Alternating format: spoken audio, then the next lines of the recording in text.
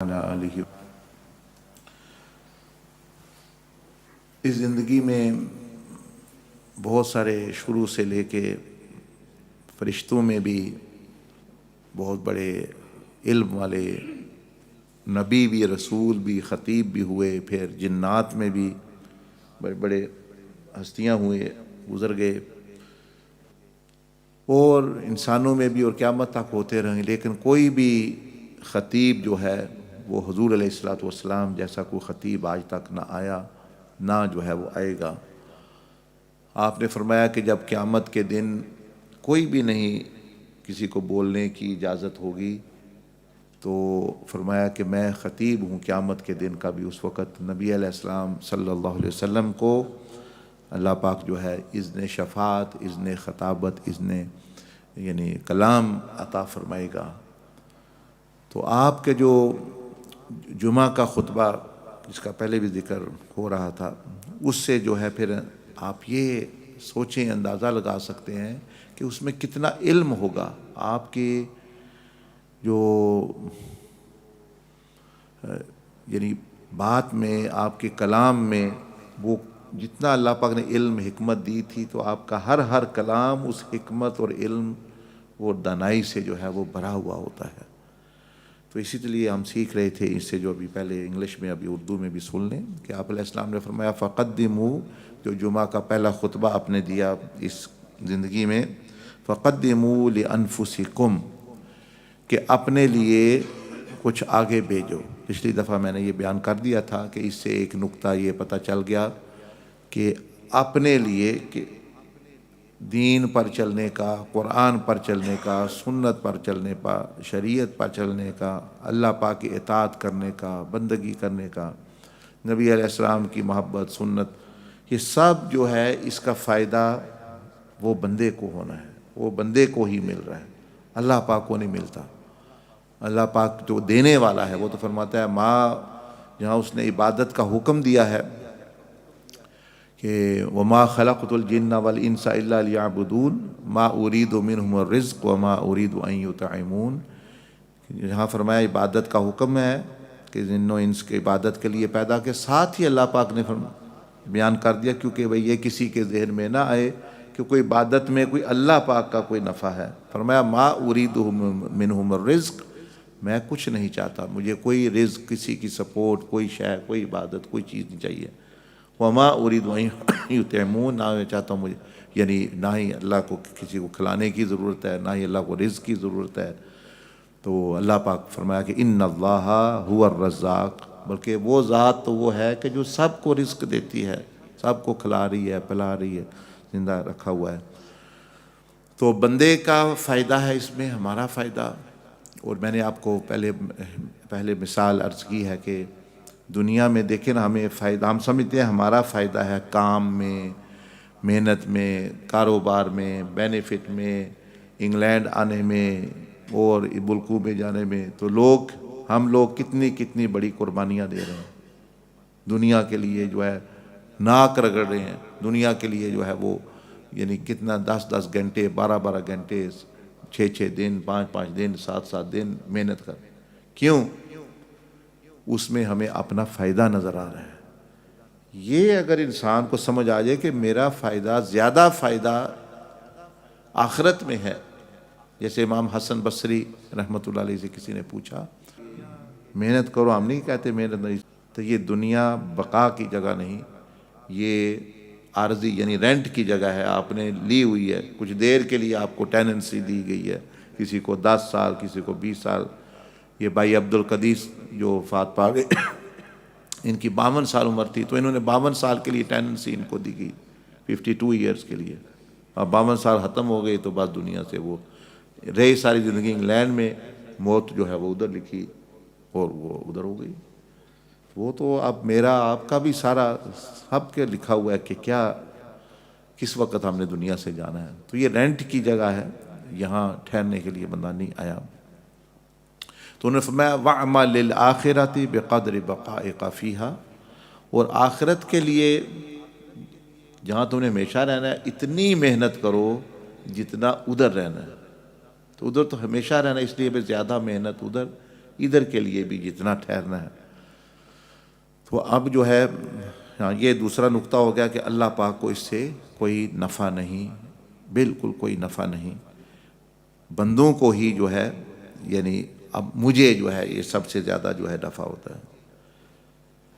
تیسری چیز جو ہے وہ یہ کہ یہ عمل نبی علیہ السلام فرما رہے ہیں فقدموا لانفسکم، اپنے لیے بیچو. یہ بندہ خود ہی بیچ سکتا ہے، کوئی دوسرا تو دنیا کما کے بھی لوگ نہیں دیتے، کہتے اپنا کام خود کرو. ماں باپ کہتے اپنا کماؤ. تو یہاں وہ آپ کو وہ کیسے دیں گے یا آخرت میں کیسے دیں گے؟ نبی علیہ السلام نے فرمایا کہ قیامت والے دن بندہ یوم یفر المرء من اخیہ و امہ و ابیہ و صاحبتہ و بنیہ، کہ اپنی ماں کے پاس، اپنے باپ کے پاس، اپنے بھائی کے پاس، مطلب یہ اپنی بہن کے پاس، اپنے رشتہ داروں کے پاس، اپنے اولاد کے پاس جائے گا کہ مجھے کچھ نیکی دے دو، لیکن وہ نہیں دے گا. بلکہ دینا تو ایک طرف، وہ کہیں گے ہم تمہیں جانتے ہی نہیں ہیں. یوم یفر المرء من اخیہ و امہ، وہ بھاگیں گے. اتنی مشکل، اتنی پریشانی، اتنا مسئلہ بن گیا. یہاں جو ہم مطلب لوگوں کے لیے اور رشتہ داروں کے لیے، بعض دفعہ دوست احباب کے لیے اللہ پاک کو بھولا ہوتا ہے بندہ، آخرت کو، رسول اللہ صلی اللہ علیہ وسلم کو. وہاں یہ لوگ دور کے جو جانتے نہیں وہ تو نہیں جانتے، جو جانتے ہیں وہ بھی انجان بن جائیں گے، بھاگیں گے. نیکی دینا تو جب یہ حالت ہے کہ کوئی ایک نیکی بھی آپ کو نہیں دے گا تو پھر خود بھیجو. وہاں تو لینے والے ہوں گے، ماں مانگے گی بیٹا نہیں دے گا، بیٹا مانگے گا ماں نہیں دے گی. اتنی بڑی قیمت ہے اس چیز کی، کیونکہ وہ اس سے دوزخ جنت کا فیصلہ ہونا ہے.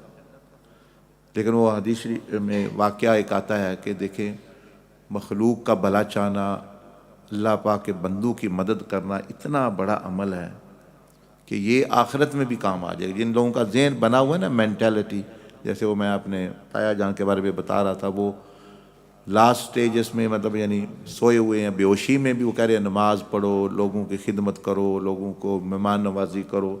تو جس کا جو ذہن بن جاتا ہے دنیا میں، اسی پر اس کی موت ہوتی ہے، اور وہ قبر میں بھی جا کے اس کا ذہن وہی کر رہے گا، حشر میں بھی جا کے وہی رہے گا. مثلا حضور علیہ السلام نے فرمایا کہ جب بندہ مومن قبر میں جائے گا برزخ میں، تو ایک سین ایسے ہوگا، دنیا کا سامنے سین لگایا جائے گا کہ سورج جو ہے غروب ہونے والا ہے، عصر کے وقت کا، یا سمجھے سورج غروب ہونے والا ہے.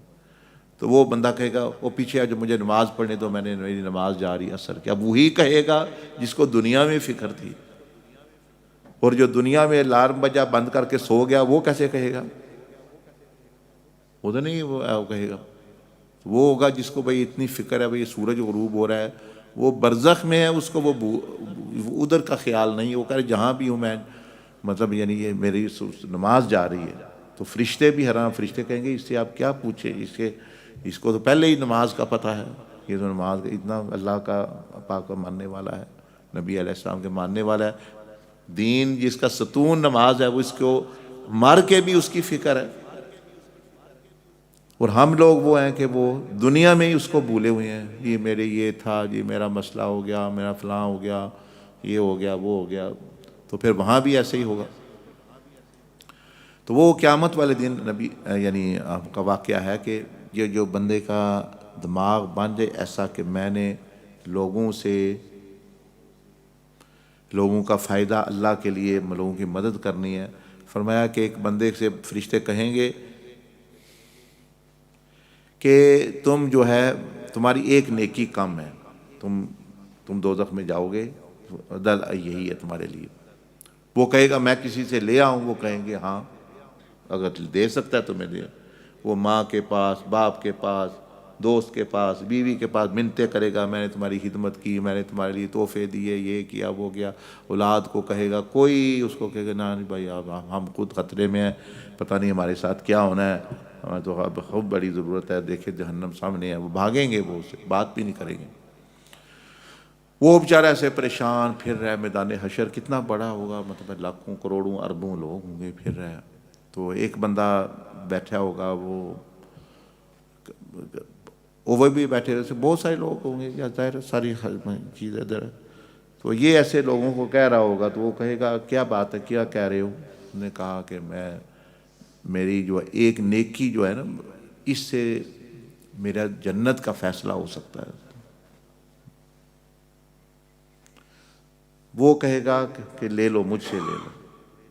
وہ حیران ہو گیا, مجھے تو ماں باپ نے دوسرے انہوں نے دی, کسی نے, یہ کون بندہ ہے, یہ تو عام کو گناہ گار سا ہی لگ رہا ہے, لیکن یہ کیسی بات کر رہا ہے, کہہ رہا ہے نیکی لے لو. وہ کہے گا کہ میں دیکھے میرے پاس جو ہے لے دے کے بہت ساری نیکیاں تھیں, کوئی غیبت کسی کی وہ کوئی وہ لے گیا, کسی کی چغلی کی وہ لے گیا, کسی کا مال کھایا وہ لے گیا, نیکیاں میں کوئی گناہ پڑ گئے مجھ پر, تو لے دے کے میرے حساب کتاب میں صرف ایک ہی بچی ہے, ایک ہی نیکی بچی ہے, باقی گناہ ہی ہیں. تو میں تو دوزخ میں جانا ہی جانا ہے, مجھے تو یہ ایک نیکی فائدہ نہیں دینے والی. تو چلو تمہارا کام بن رہا ہے, ایک سے تم جنتی بن رہے ہو, تو تمہارا تو ہو جائے. تو وہ اس کو دے دے گا, وہ جائے گا واپس فرشتوں کے پاس, میں لے آیا. فرشتے بھی حیران کہ یہ کون ہے, وہ کہ اللہ پاک کی بارگاہ میں, یا اللہ کسی نے اس کو دے دی ہے نیکی. اللہ فرمائے گا کیا وہ مجھ سے زیادہ رحم والا ہے, مجھ سے زیادہ کرم والا ہے, مجھ سے زیادہ فضل والا ہے وہ جو نیکی دی ہے جس نے؟ چلو ان دونوں کو جنت میں بھیج دو, اس کو بھیج دو جو اس نے نیکی دی ہے. اس کو تو اس لیے کہ اس کا حساب کتاب صحیح ہو گیا, اس کو اس لیے کہ اس نے کسی کی مدد کی. تو مخلوق کی مدد, شفقت علی الخلق کرنا, یہ اتنا بڑا عمل ہے. حالانکہ وہاں سارے عمل ختم ہو گئے ہیں, لیکن یہ عمل جو ہے اس کو وہاں بھی کام دے گیا ذہن. ورنہ وہ کہتا میرے پاس کو میں مارا گیا, مجھ سے کچھ نہیں ہونا. لیکن اس نے کہا چلو کسی کا بھلا. ایسا ہی کئی اس دنیا میں بھی کئی لوگوں کا ذہن ہوتا ہے, میرا ہو نہ ہو کسی کا بھلا ہو جائے, کسی کا فائدہ ہو جائے. یہ ذہن والا لوگ بندہ آخرت میں بھی جو ہے فائدہ اٹھا جائے گا, وہ جو دوسرے ہیں وہ نقصان اٹھا جائیں گے. تو اس لیے فرمایا کہ دوسرے تمہارے لیے نہیں, فقدموا لانفسکم, کہ انفسکم یعنی اپنے ذات کے لیے بھیجنا ہے, دوسرے تمہارے لیے نہ دیں گے نہ بعد میں وہاں پھر وہ معاملہ ہوگا. تو اس لیے جو ہے یہ اللہ پاک مجھے بھی آپ کو بھی اس وقت سے فائدہ اٹھانے کی توفیق عطا فرمائے, اور یہ سمجھنے کی توفیق عطا فرمائے کہ یہ ہمارے فائدے کے لیے ساری بات ہو رہی ہے. اللہ جل مجدہ, رسول اللہ صلی اللہ علیہ وسلم کا اور ان کا کوئی فائدہ نہیں. اللہ پاک آپ کو بھی مجھے بھی یہ ان لوگوں میں سے بنائے کہ جو آگے نیک اعمال صالحہ بھیجتے رہیں اور گناہ نہ آگے بھیجیں. تو کسی نے کوئی بات پوچھنی ہے تو پوچھ لیں. If anyone wants to ask anything regarding what they heard in the khutbah or after, please do mention.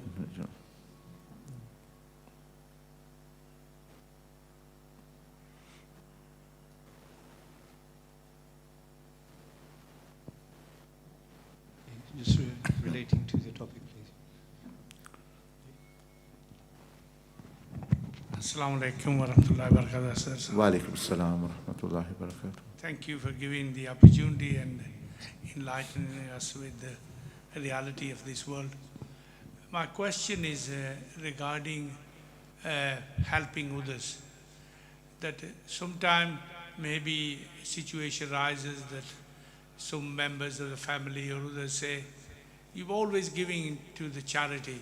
What about spending on us, looking after us? That is also farz on us. So the situation may rise in situation, different houses, this sort of thing.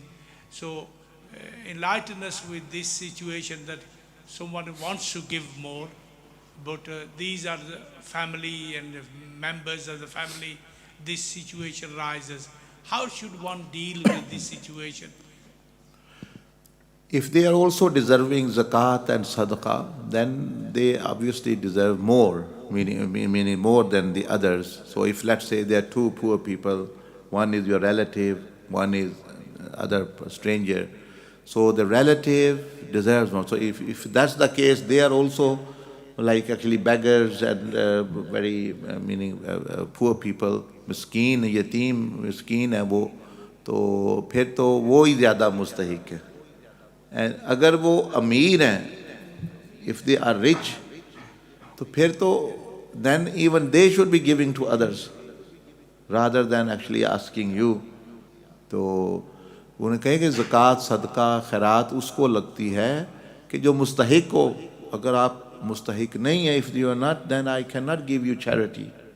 मतलब यानी I can only give charity to if you are deserved. So and if they do deserve, then yes, they are right, then one should look after them first and then actually the others after. And if they are just actually saying, oh, give us some money as a gift, you may do so. You can give if you want, but that's up to you completely.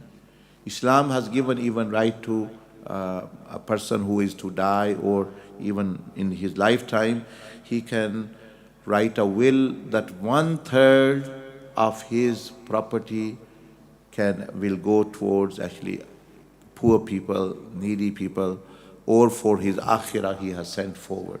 So 1/3 he can, even in all cases he can do, even after death his 1/3 will be given.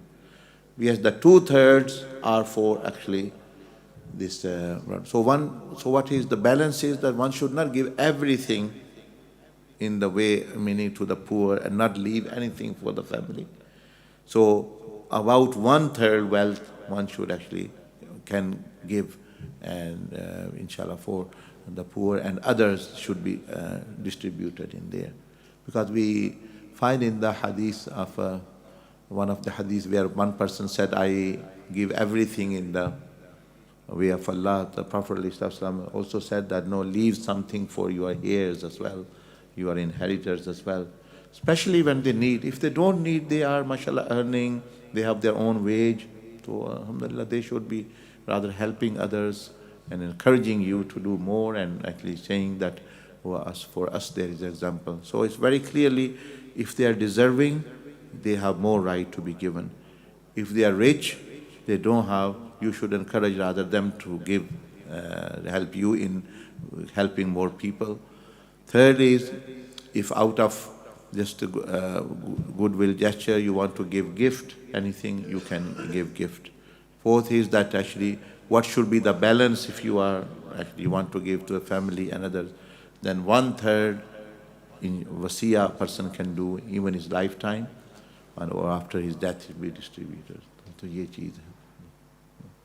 अब देखें ना, for example, a person, let's say, have enough to eat, he has a roof overhead, उसका एक मकान है, 2 मकान है, तो अब वो तो सिर्फ लालच कर रहा है, दूसरे बंदे को भी कह रहा है कि मुझे ना दो, यानी don't actually give in the way of Allah subhanahu wa ta'ala.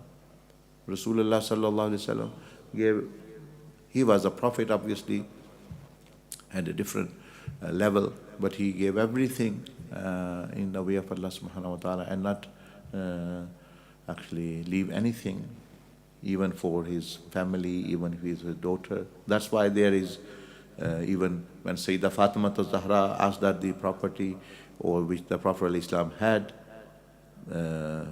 that actually, that I have a share in there, Sayyidina Abu Bakr Siddiq radiallahu anhu said that no, Rasulullah said that whatever we leave is sadaqah, is for the ummah. तो ये चीज़ है. Just one point regarding Yes. For example, if you have a situation that your relative, your family members don't deserve zakat or anything, the situation is that you can mention, family mention, members can mention and do mention that we should have a nice house, we should have this clothes nice, we should have this as a very well, kitchen is, we can have a 30,000 pound kitchen instead of 10,000 pound kitchen. So I'm just trying to picture a scenario. Yes. How can somebody live in that and say, yeah, family, charity begins the family. You should look after the family first. Yeah. You see, they have answered this question themselves. But charity begins with the family. तूने कहा आप charity लेने वाले तो बने ना. आप जब यतीम मस्कीन हो गए तो मैं दे दूंगा आपको. When you say charity begins with the family, So you already answered the way charity begins. Charity begins, money, तो आप मुझे पैसे दे दे, मुझे भी ज़रूरत है. For example, you can say, you can also give me money as well. But when you say, भाई सदका, भाई जो है खैरात पहले खेश फिर दरवेश, यानी पहले फैमिली को, तो वो कहें कि आप खुद इसका जवाब भी दे रहे हैं ना, भाई सदका और चैरिटी फैमिली से शुरू होती है. बिल्कुल होती है. आप मुस्तहिक हो तो मैं आप ही से शुरू करूँगा. लेकिन अब आप या तो चैरिटी वाले बन जाएं, तो या फिर जो है अगर नहीं है तो फिर वैसे ही आप कह रहे हैं. वैसे आपको लालच है, if you are greedy, you want money, तो फिर बताओ मैं कुछ आपको को गिफ्ट वगैरह तो दे दूँ शायद. लेकिन but not charity. I want meaning give charity to you because you are not deserving the charity. तो हर बंदा में लालच है ज़्यादातर लोगों में, तो वो चाहते हैं और ही मिल जाए, और ही मिल जाए. तो कुछ थोड़ी बहुत मदद कर दे बंदा जो किसी का समझता है भाई मुश्किल में है. Some people are little bit with that, और let's say they want help with little bit with someone. Helping relative is also actually a good deed, but if they are well off, then they should be thinking of other people who are not well off rather than actually accumulating more and more.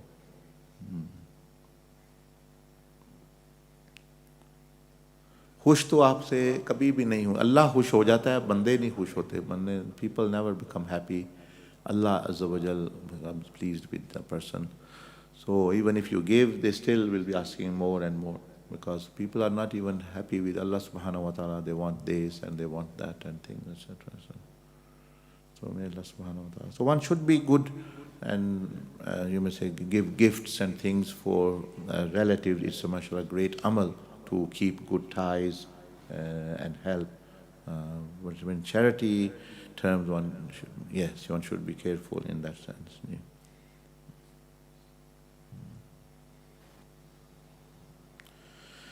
ठीक है. जज़ाकल्लाह. सुब्हानकल्लाह व बिहम्दिका नशहदु अल्ला इलाहा इल्ला अंता नस्तगफिरुक.